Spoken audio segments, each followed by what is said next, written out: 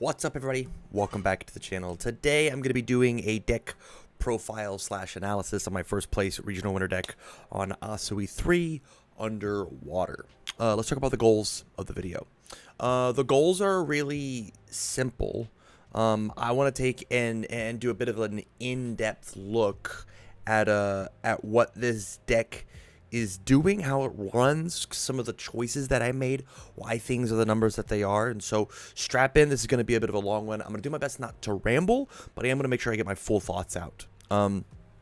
So where does this deck begin? Well, first and foremost, I thought this character was very good from the very beginning of time. I thought this character was very solid, very playable, a top tier character.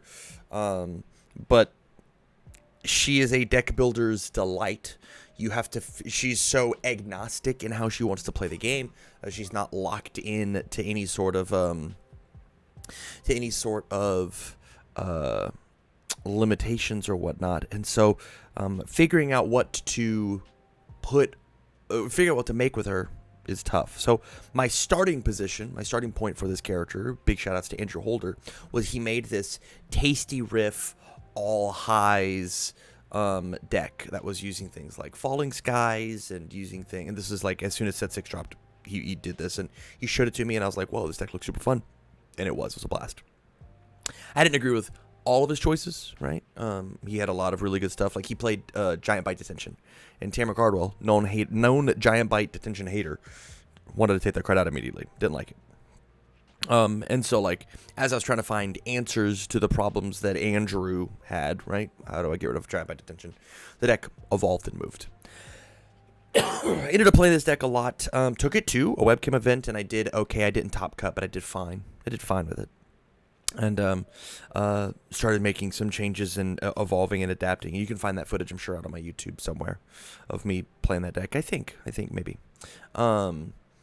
Until ended up taking it to Worlds, where I found the final version of what a set 6 Asui 3 should look like, and ended up going X1, getting 7th place, not making top 5 to get into Worlds with Asui. And so this was me running this character back in a post Yu Yu Hakusho world, right? We've had 2 more sets with all the Cowboy Bebop stuff coming out, Cowboy Bebop Trigun stuff, and then the Yu Yu Hakusho stuff. And so here is the updated version of this deck. And so we're just gonna get into it. I'm gonna do the deck profile. I'm gonna talk about numbers, and then we'll talk about some key tactics when it comes in. So the linchpin of the deck and the reason the deck runs so well is just Tasty Riff. It's the only 4 of attack in the deck. Tasty Riff is that good. My character wants to discard cards even though she wants to draw cards up. And Tasty Riff just says that I get to do a ton. This is my back alley haymaker in my deck. It builds me a card. It draws me a bunch of extra stuff. It is a 4 high for 5 in my character whenever I commit and I give it the damage and I redraw. The name of the game is I just want options. I just want as many options as I physically can have. And so the fact that, like, when I hit you and I draw my cards, even if I have to discard down, it gives me options of what my turn is supposed to look like, not just for this turn, but maybe like the next turn or 2 turns, and I set up because I build. I've got options. If I've got applause counters, I've got options in the name of the game. I want as many options as possible. To help me get those options, I've got I Won't Back Down. This card has hidden text on it that says it's unblockable. People are so afraid to give me those options, rightfully so. When I play I Won't Back Down as my first card, I use Asui to give it a damage and I draw a card. It's now 4 mid for 5. That says if you block, so I became a 7-hander, and if you block, I get to draw an additional card and get 2 applause counters, and you got rid of a block out of your hand, so it means that things are harder to play, and I am not committed to this attack, because the cool thing about Asui is if I play a second move after this, bing bing, I can just discard one of the many cards you've given me to clear this out of my card pool, and I'm on -1 progressive. So I'm down to trade one of the many resources in my hand in order to continue to string. And you don't know if I'm just poking or not. You don't know. You can't see the 6 fresh cards, 7 fresh cards if you block the I Won't Back Down. Am I going in? Am I not? It really is the mental game. As well as this card's deadlock enhance of like just becoming an echo move is insane, right? I poke you twice, I get 2 momentum, you go to 11 foundations. I play 2, I won't back downs. This is 4 attacks that are each representing 4, maybe sometimes 5 damage, each representing 1 card, possibly 2 cards, each representing more applause counters to let me go pick up more attacks. It is a very, very potent tool. To say the least. And it is way stronger than I originally gave it credit for. It was one of those big changes. Speaking of decent pokes, Vast Hybrid Chimera Kraken. This one I have such a love-hate relationship for in this deck. This card's a 4 high for 7 as my first move. That draws me a card. That commits your best asset. That commits your best foundation, not just for the turn that I'm going in, but the next turn as well because it freezes it, right? So there's so many times where I don't think that I'm going in on this turn, but I think I'm going to try and push on the next turn. Instead of getting rid of the piece that I think is effective now, I'm going to get rid of the piece that I think is effective on the next turn. There's the Keiko's Aid play. It's not because I'm trying to string out this turn. It's because I'm trying to string out next turn. I'm going to poke you with this, poke you with one more thing, steal my 2 momentum. I'm going to play these big, huge echo moves that Keiko's Aid's going to mess me up. The one thing about Hybrid Chimera Kraken that I'm not in love with is the fact that it actually hurts my gameplay of I play Kraken, I play another move, I use Asui to kick the first thing. I really want this in my momentum because the +2 speed is really helpful on pushing damage through. And so it is difficult to want to keep this in the card pool and clear my progressive. But, you know, sometimes you just have to sacrifice the later turns. Up next, the second best attack in the deck, and it's not close, is Double Trouble. Again, the name of the game is not the power, it is the options that I have. This card is a 4 mid for 6 inside of my character that draws me a card, and then I get to filter a card and stun.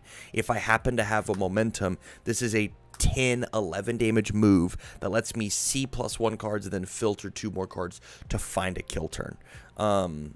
And because of the way that my character works, I normally play a poke, then play Double Trouble, use Asui to kick the first one. So this was on a 5 on a 5. When I echo it, because this card is gone, it's now on a 4, then it flips.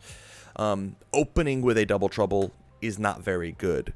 But going into, like this is such a good turn of I won't back down into Double Trouble, of just like, hey, I will draw my card, you're not allowed to block this, okay, I'm here, you do want to block this, but I get to filter again, okay, I'll ready, I will echo, I'll commit, I drew a bonus card, all right, I'll cycle again, okay, this one, oh, I'll kick this one now flips. I've played 3 attacks, I've got no progressive difficulty, I've drawn like an extra 6 cards, like what I'm going to find the pieces that I want to find.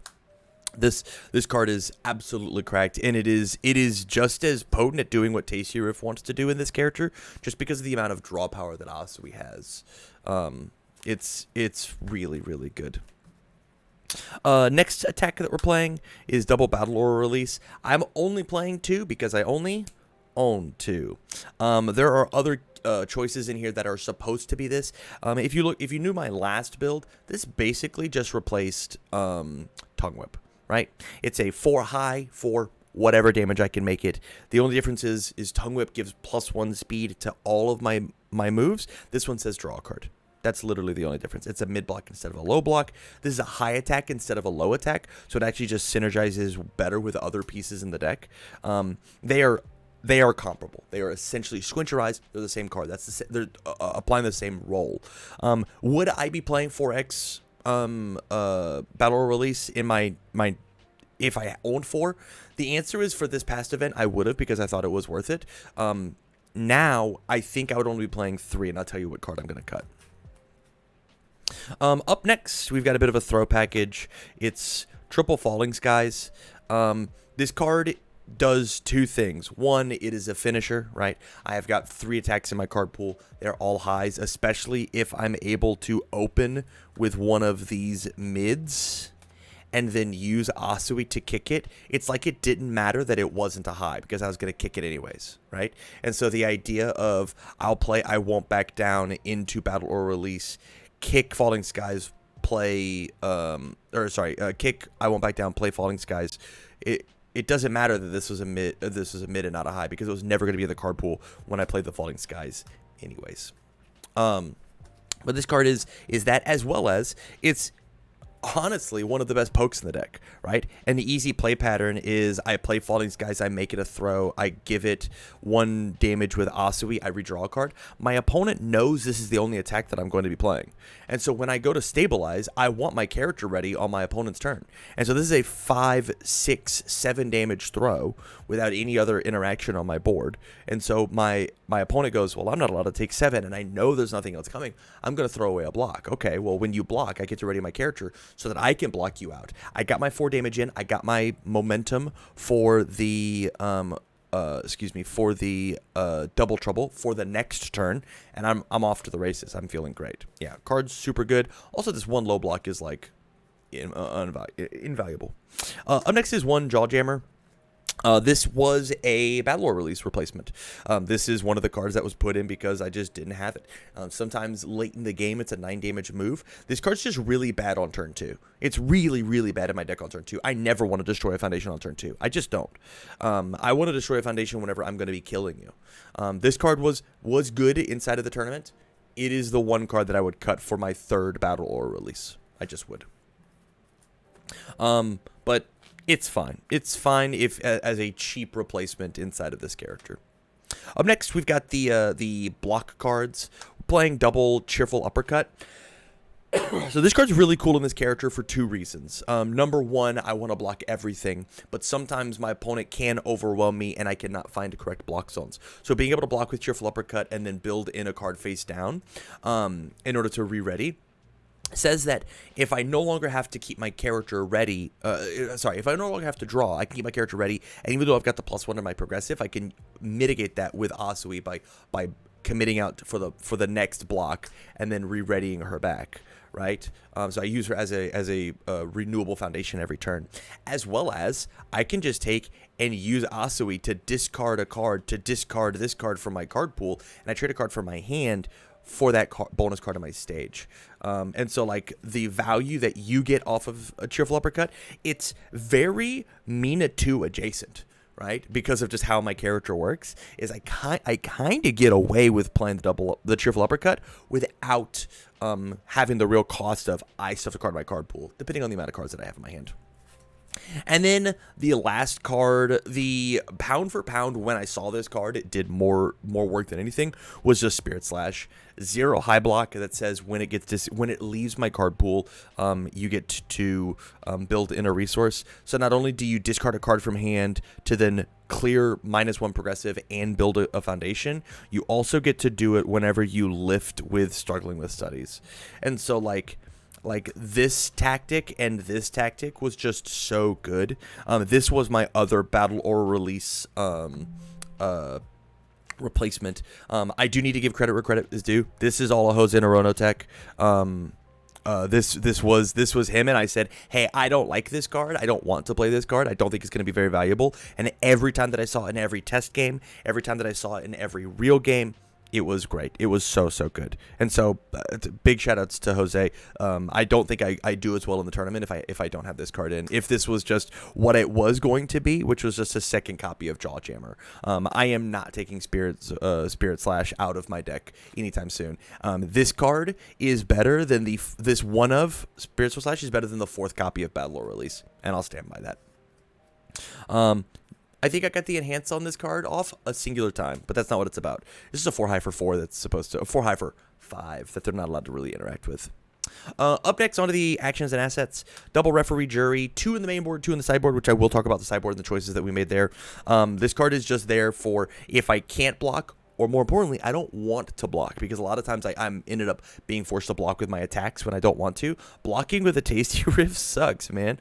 So if I can damage reduce your card down to 4, utilize my 27 health and have it not matter, then I'm feeling tons better. As well as its extra draw power in case I can't block with Asui, right? Because remember, the only time you get to draw off of Asui is whenever you get to commit her.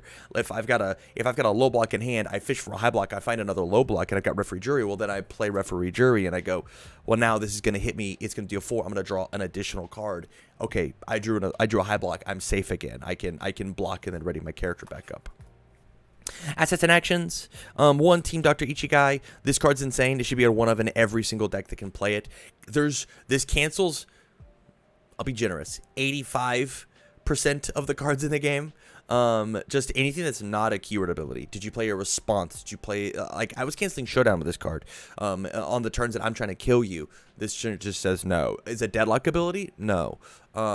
This card is such a lifesaver. I wish that I could find room for a second one somewhere between main and side. I probably could, but, like, this card was invaluable. And then lastly, item box. It's just a repeatable, onboard copy of Jury, right? You've got your 4 high for 4 or your 5 high for 4 or whatever, and just like once per turn, I don't have to block. Okay, we go back.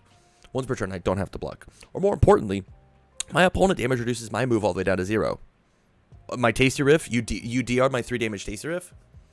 Okay, it's still a 5 high for 3. Go ahead. No, you have to use those resources again, or else I'm going to refuel my hand and I'm going to keep going. It's good. On to the foundations. I have my foundations broken off into their jobs. If you haven't watched that video of aggro, defense, flow, disruption, here is the best foundation in the deck, and it's not close. Prone with Dry Eyes. This character draws so many cards. Prone with Dry Eyes combined with Tasty Riff is genuinely not a fair interaction, and I think that this card is going to get way worse when set 2 rotates next year. Unless we have another Prone to Dry Eyes type identity under the water symbol, this deck doesn't work next year. It just doesn't. The fact that I get to use Asui to refuel my hand, the fact that I get to refuel my hand with Tasty Riff, the fact that all my moves later in the game get to be massive is huge. Originally in the deck, this was Team Player, but the fact that I have to keep spending my resource for +1/+1 as opposed to a scaling +1 over the course. Excuse me, I got caught up there. Over the course of the entire turn, even discard 1 for +4 damage across 4 different attacks. This character can do it. Prone is just like nuts. It's also anti-stun, surprisingly. The second best foundation in the deck used to be a 4 of, now is a 3 of, just strictly cut for room, is just quick response. This card is the #1 target to build in once I've hit with a singular Tasty Riff and I play my second one. This card says that all my high attacks actually get to connect now. As I'm stringing out and as I'm making moves, it's also one of the best deadlock pieces. I'm playing a Falling Skies deck. I have to play quick response so that I can change my stuff to low because you're not going to be holding low blocks. Up next, we've got 4 basic training. Honestly, it's a 0 diff playable committed stat bump. It also says that because of Asui's +1 stat bump, it turns my even damaged moves, things like Tasty Riff. I get to respond to basic training to make it a 4 damage move, commit Asui to make it a 5 damage move, so that my partial blocks are just a little more effective. On to the defense, which there is a lot of, right? The deck wants survivability because I can find and sculpt an offense off of Asui. We're playing 4 Ice Gliding. This is just the best defensive piece in the deck. Enhance commit -2 speed, and if I block, which is the thing that my character wants to do, -1 to the next. So it's essentially it is a combination of both Return of the Kings and Surviving the Final, 2 other cards that I already have in the deck, in one. If you had to target a defensive piece on the board, this is just the one to target. It also accidentally gives your moves +1 speed, which is very good. The next card is Fast Friendship. It is also another -3 speed, sometimes -4, because of the fact that it flips. Even if I flip for only -2, the fact that I get to pass a check with it afterwards is so good, and is a thing that Ice Gliding doesn't have. Feels great.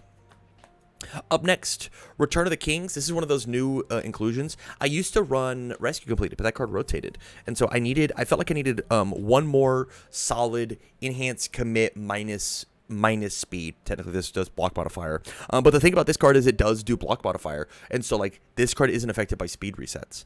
If my opponent has their own item box, I don't just get blown out by it. As well as it accidentally has like this neat on block trick. So you can, if you've got the momentum, you commit Asui, you draw into the card, you block with Return of the Kings, respond to Asui ready, discard the momentum, build down, and then commit for the next one. Which feels like it's a very cool tactic. Up next, we're just playing for Surviving the Final.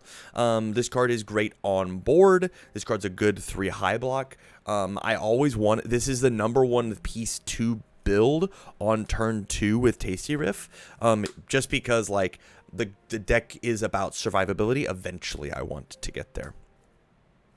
From here, we're playing double Acrobatic as our next defensive piece. Acrobatic has been contentious with a lot of people that have seen the deck.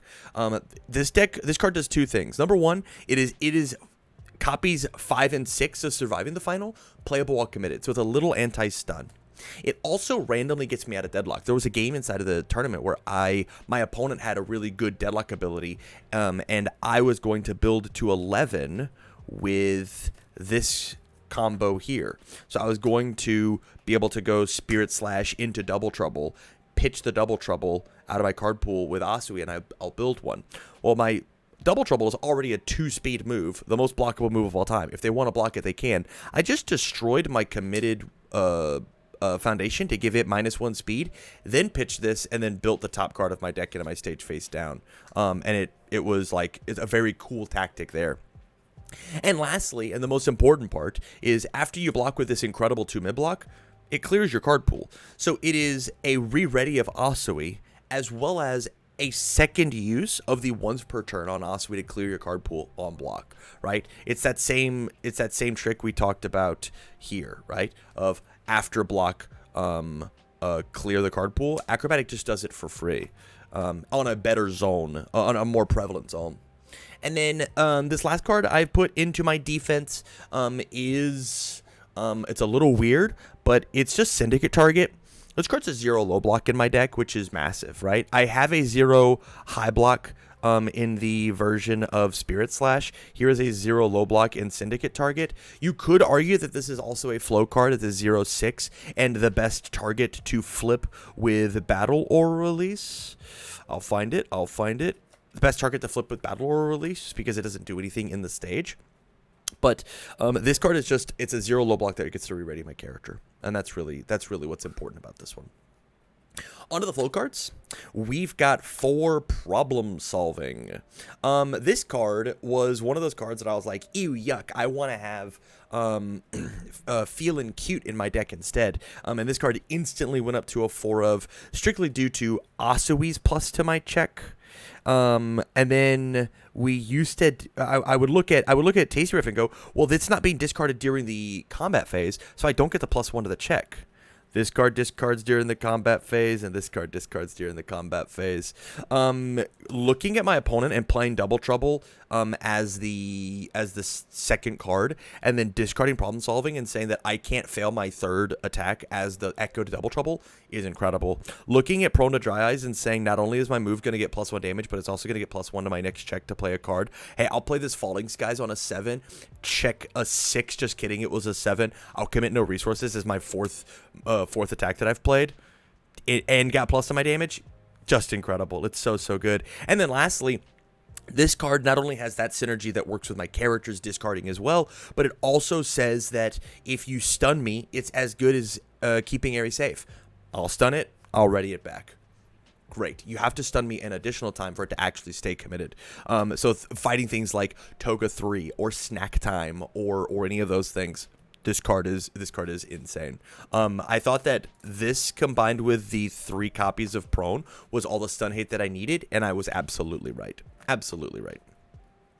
Up next, onto the Disruption. We've got 4 Struggling with Studies. Now, I put this card in Disruption as opposed to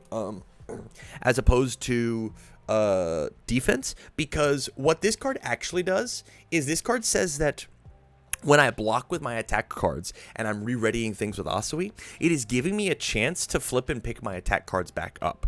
And you're just not allowed. Like if I feel panicked enough to block with a Tasty Riff on your second move, and I have a Struggling with Studies, you're not allowed to give me this Tasty Riff back. You're just not allowed to. Or if you do, you better kill me. You just have to kill me. Because of the fact that I get a chance to pick this card back up and then Asui to go find myself another high block, so that I don't have to reblock with the Tasty Riff, is just so good. Not to mention, like, my opponent, anytime that they wanted to try and flip my stuff, my prone to dry eyes is the reason that I'm going to kill a Byakko, right? Oh, I'll attempt to flip the prone to dry eyes. No, you won't.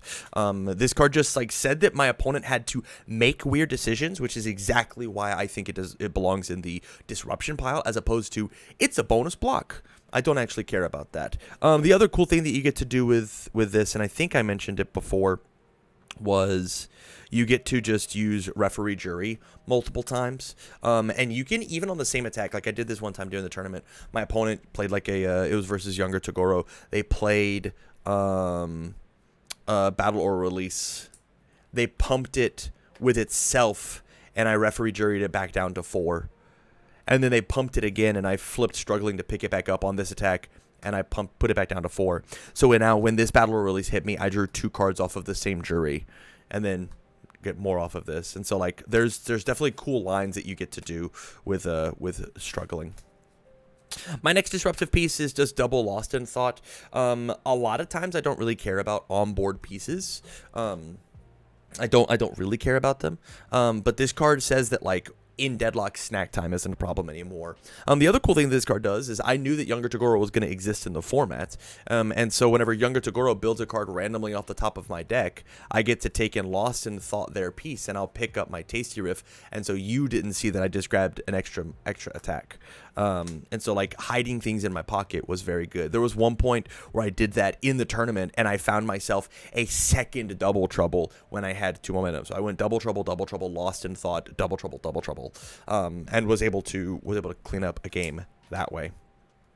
My last cards are just Macho Concealment. This card got sided out a ton, but I thought it was valuable inside of game 1 just because of things like decoy duplicate, just because of things like resetting the speed of a move, right? Being able to cancel a singular thing could be really important. But this card got sided out all the time if I felt like your stage wasn't where the power of your deck was coming from, but it was somewhere else. And then lastly, just the 1 face shield. I think 1 face shield mainboarded is completely fine. I think my deck has a decent enough matchup into the Water Falling Skies decks that mainboarding the 1 face shield and being able to go find high blocks and always block out the high attacks that aren't throws is good enough. But there's more in the sideboard, which we will get to now. Okay, sideboard time. So obviously, double face shield, incredibly important. It does that same idea of acrobatic. If I block with it, I clear it. It also is anti-throw stuff, and so, like, this card is just, like, super valuable. The worst part about this card is it's a 3 mid block, and so there were some times where I felt like, hey, your moves are too fast. Like versus Jin, I would have loved to have had face shield in my deck. I can't afford a 3 high block or 3 mid block, and so I'm not allowed to play this card versus Jin. What I'm allowed to play though is Desperate Struggles. Pretty much every time that I ever went second, I took out 1 Prone to Dry Eyes for at least 1 Desperate Struggles, and sometimes I tried to find room, and so I would be playing, instead of 3 diffs, I'd be playing 4 3 diffs. This card is just so good to look at my opponent and say, hey, if your speed out of control, well, I will reset it and be able to block with Asui. Is your damage out of control? Well, I will do it again. Very similar energy to what Referee Jury had going on with Desperate Struggles, because, like, the average damage is 4 on things. Up next, we talked about it. Here's the other 2 referee juries. I think next time that I play this deck, I'm going to take out 1 referee jury, because I think 2 mainboarded, 1 sideboarded is probably enough. And if there's anything else spicy, I think this is the one spot inside of my deck that I think it could be fixed and changed.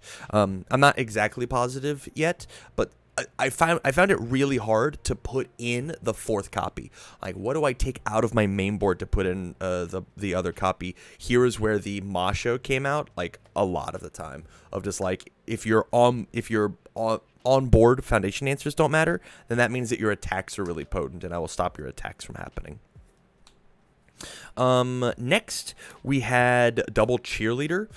This card was in here exclusively to stop just really good, powerful enhances, right? Are you going to versus this is my saving grace versus Ben Lambright, right? Like he played a string of attacks that was like 8 attacks, and I blocked all of them. And he played the Mina card that says he was going to pick back up a Trace Eyes, which said pick back up 2 attacks that was going to burn me for a trillion. And so the fact that I could cheerleader and full block his last move so that he couldn't pick it up with the last card in his hand meant that I got to win that match. And so like this card is exclusively clutch on, hey, are you trying to recur things? Are you trying to loop? Are you playing Tasty Riff yourself? Well then, hey, I'm not going to even give you the opportunity to do the Tasty Riff stuff. I'll just take the 3. You don't get the counters. You don't get the redraw. You don't get nothing. It's pretty good. And then the last sideboard slot, probably the MVP sideboard slot of the day, was just Ice Light Tackle. There are plenty of decks where I'll find it, where this card is not very good, i.e. the Mina matchup that we played. And so just being able to swap out the 2 mid-block on-block trick for the 2 mid-block on-block trick was very good. There were tons of times where versus even Togoro, I would take out the cheerful uppercut and put in the Ice Light Tackle, just because this card fights Twisting Ezra really well. This card fights Twisting Ezra really well. This card stops combos. This card stops 45 damage battle or releases. This card is more valuable in the matchup, just because like later in the game, this card is just so much stronger than what this card can do early. And my deck wants to go late with Toguro. He just does. And this card also says that versus the Ochako deck, which I thought Water Ochako was going to be way more represented than they are. This card doesn't do anything versus that deck. This card shuts that card down. I'm sorry, did you have a 12 or 13 damage Jawjammer? It's a 2 high. I don't care about it. I'm just going to block it with this. And if you happen to keep going, I'm allowed to pick it right back up with my Struggling with Studies. And so like this said that your high attack onslaught just doesn't happen. Oh, did you end your turn? Your Water Ochako deck doesn't have the defensive chops that my Asui deck does. And so there it is, 30-minute deck profile. I hate that, but hopefully there's a lot of insight going on. The number one thing that I can say about this deck is, truthfully, just go play it. You're gonna love the amount of card draw that you draw, not just on your turn, but on your opponent's turn. And blocking is king, right? Quit using your face to block. It's so funny that Chris Bromley, my sponsor, big shout outs to Unfun Stuff, says that I block with my face too much. I'm down to block with my face in order to do it. I really hope I did him proud by showing him that, nah, man, I'm actually gonna block every single move that you play, just because I'm gonna have the resources to do so. So with that said, you guys, thank you much for watching the video, and as always, I wish you well.